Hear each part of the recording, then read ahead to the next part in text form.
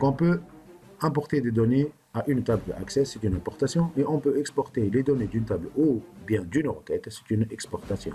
Les fichiers les plus utilisés sont les fichiers texte, CSV et Excel. Essayons d'importer les données qui se trouvent dans le fichier données.txt à la table élève de ma base de données. Ouvrons maintenant Access. Voici le contenu de ma table avant importation, puis je passe à données externes, fichier texte. Donc je dois choisir ajouter des enregistrements à la table spécifique, donc je dois choisir la table élève, puis je choisis l'emplacement de mon fichier avec le bouton parcourir, suivant, puis je dois choisir le séparateur entre les données dans mon fichier et je valide par terminer.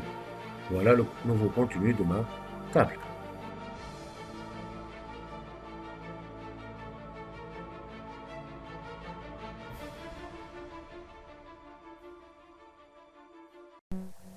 Passons maintenant à un autre type de fichier, ce sont les fichiers Excel. Donc, je vais importer les données qui se trouvent dans le classeur données de la feuille matière à la table matière. Voici le contenu de ma table avant importation, puis je passe à données externes Excel ou bien bouton droit de la souris et je passe à importer. Maintenant, je dois choisir l'emplacement de mon fichier Excel, puis je coche ajouter une copie d'enregistrement à une table spécifique, je dois choisir la table matière.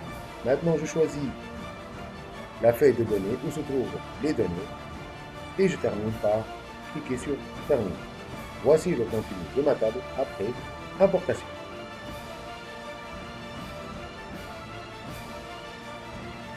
On peut exporter les données d'une table et d'une requête en des fichiers suivants: Excel, ou bien texte, ou bien un fichier CSV. On va commencer par la première, Excel. On va essayer d'exporter les données de la table élève à un fichier Excel.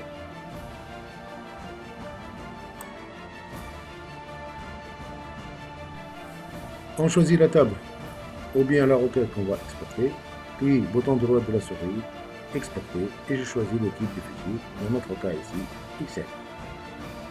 Je parcours pour enregistrer mon fichier résultat dans l'emplacement voulu, c'est-à-dire votre dossier de travail, puis je valide par OK. Je change le nom du fichier si nécessaire, puis je peux cocher les deux options, exporter la mise en forme, ainsi que ouvrir le fichier après exportation. Voici le contenu de mon fichier Excel après l'exportation de la table élève. Maintenant, on va exporter les données de la table élève à un fichier élève.csv. Donc, c'est un fichier texte. On doit choisir le séparateur de champ, ce sera point virgule, le point comme séparateur décimal et la page de code UTF-8 et je dois inclure les noms du champ sur la première ligne. La même chose, bouton droit de la souris exporter et je dois choisir maintenant fichier texte.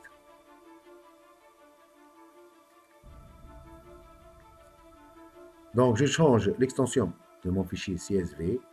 Si c'était un texte, je change rien. Puis parcourir pour enregistrer mon travail dans le dossier volume.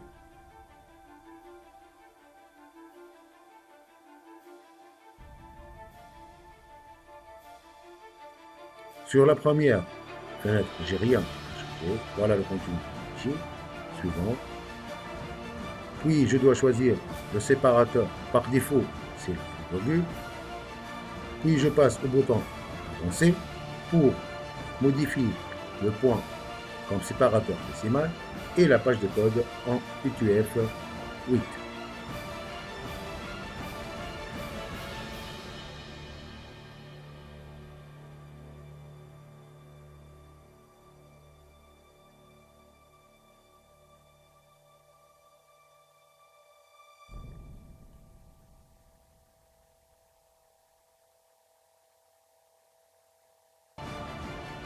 Je clique maintenant sur OK. Et avant de sortir, je coche inclure les noms de champ de la première sur la première ligne. Et je valide par terminer. Voici le contenu de mon fichier CSV après exportation de la table élève.